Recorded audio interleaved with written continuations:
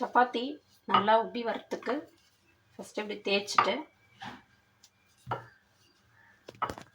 இது மேலே கொஞ்சம் மாவு போட்டு இப்படி மடக்கிக்கலாம். இப்படி ஸ்கொயர் ஷேப்பில் மடக்கிக்கோங்க. சரி, ரெக்டாங்கிள் ஷேப்பில் மடக்கிக்கோங்க.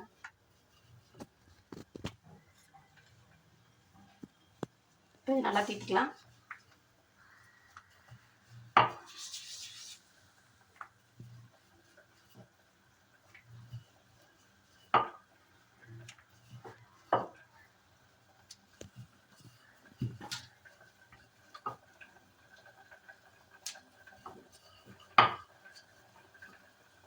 அவ்வளோதான். இப்போ இதை பேனில் போட்டுடலாம். இப்படி மாவை உதறி விட்டுருங்க. இது பேனில் போட்டு ஃபஸ்ட்டு ஆயில் விடக்கூடாது. இது நல்லா ஹீட் ஆகணும். ஹீட் ஆகிட்டு அதுக்கப்புறம் திருப்பிட்டு அப்புறம் தான் ஆயில் விடணும். இதை திருப்பி போட்டுக்கலாம்.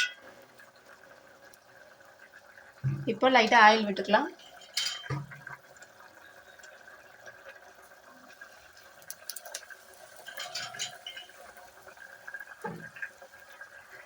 இப்போ நல்லா உப்புது.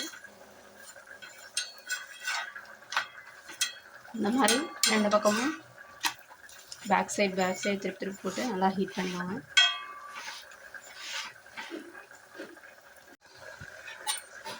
இங்கே பாருங்கள் எப்படி உப்பி இருக்குன்ட்டு.